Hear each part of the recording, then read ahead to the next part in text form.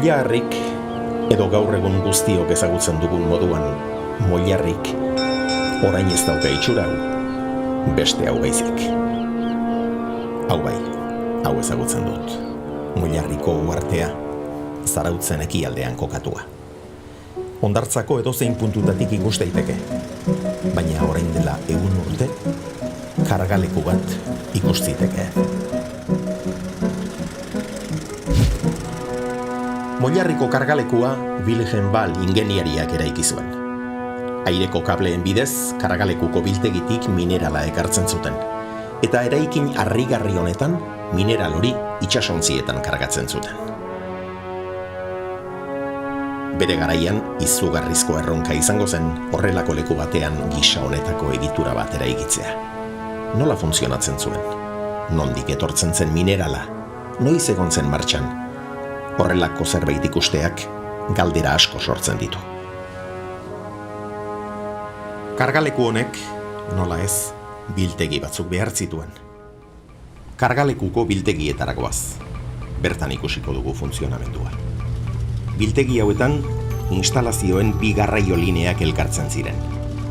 Haiei esker, langileek minerala lehenengo garraio lineatik 2. eramaten zuten, silo sistema baten bitartez. Esan bezala, Moilarriko kargalekuak 2 garraio linea zituen. Handazarrateko mehatzeetatik etortzen zena, eta portura minerala eramaten zuena. Biak biltegian elkartzen ziren. Lehenengoak, Handazarrateko mehatzeetatik ateratzen zenak, minerala Moilarriko kargalekuko biltegietara eramatea zuen helburu. Biltegiak hainbat irteera atez eta siloz osatuta zeuden. Haiei esker, langileek 2. garraio linea mineralez hornitzen zuten, fluxu jarraitu bat mantenduz.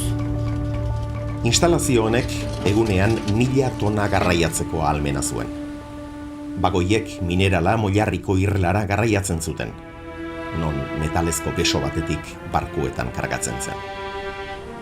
Honelako itsasontzi bat kargatzeak 10-15 ordu iraun zezakeen. Horrez gain, garraio sistema honetan bagoiak motorri gabe mugitzen dira. Minerala beherantz bakarrik garraia daiteke. Ikus daitekeenez, bagoi hauek altzairuzko 2 kableri esker mugitzen dira. Goikoa, bagoiaren pisuari eusteko da. Gurpil batzuen bidez mugitzen da ibilbide osoan zehar. 2. kableak berriz beste helburu batu. Bagoia kable honetara lotuta baitago. Sisteman, beheraka doazen bagoiek, kable honen bidez goraka utzik doazenei bultza egiten diete. Mineralez kargatuta dauden bagoiek, utzik daudenek baino pisu handiagoa dute eta.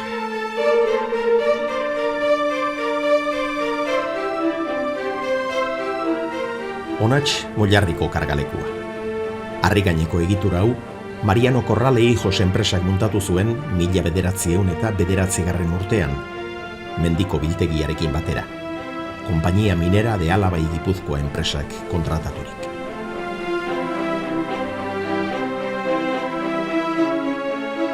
Mila 1910ean garraio lineak eraiki ziren. Handazarrateko mehatzeetatik Zarauzko Moilarriko porturaino. Guztira, 10 kilometroko ibilbidea.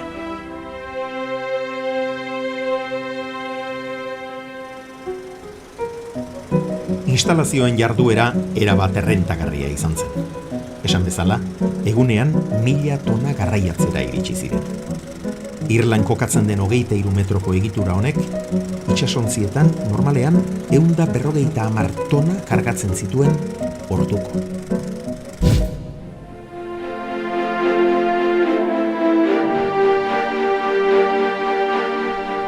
Zarauzko itsasertzak beti izan ditu olatu handiak. Itsaso zabalarekiko babesik ez daukanez, olatuak kostaraino iristen dira.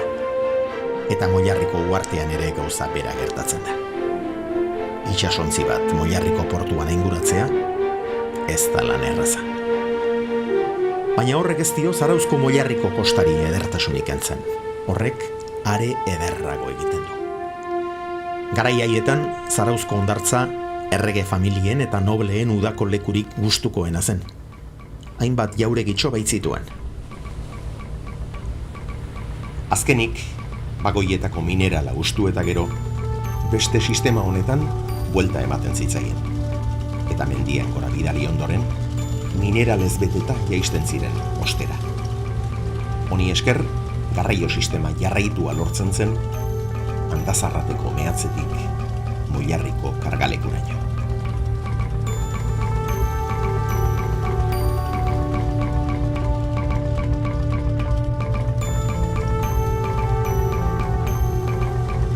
Moiarriko kargalekuaren jarduera guztiz errentagarria izan zen, baita gehiegizkoa ere.